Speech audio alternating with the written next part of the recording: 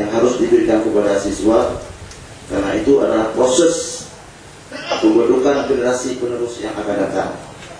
Apalagi di tingkat sekolah dasar, kita akan lihat nanti bagaimana proses kurikulum di kelas 1 dan kelas 3. Pembelajaran bagaimana yang kita berikan ataupun sifatnya bagaimana, apakah sifat otentik misalnya, sedangkan di kelas 4 sampai dengan kelas 6 itu sifat kurikulumnya bagaimana, atau sistem pembelajaran yang kita terapkan pada siswa itu. Nah, jadi mungkin demikian aja yang dapat kami sampaikan. Lebih dan kurang kami mohon maaf. Wabillahi taufiq wal hidayah. Assalamualaikum warahmatullahi wabarakatuh. Sekaligus membuka pelatihan secara resmi yang akan disampaikan oleh Bapak Abdul Jalil SP.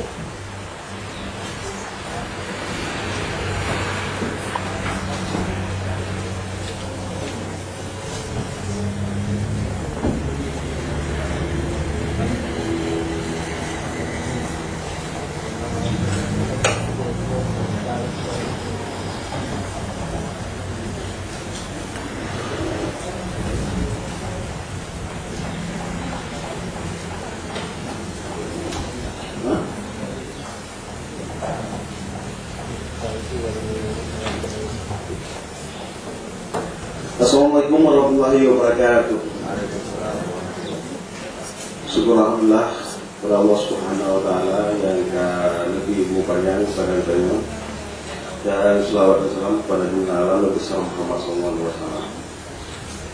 Yang saya hormati Bapak Tarmizi dan Bapak Adi Dermawan sebagai tutor ataupun inisiator dalam training KPK pada hari ini.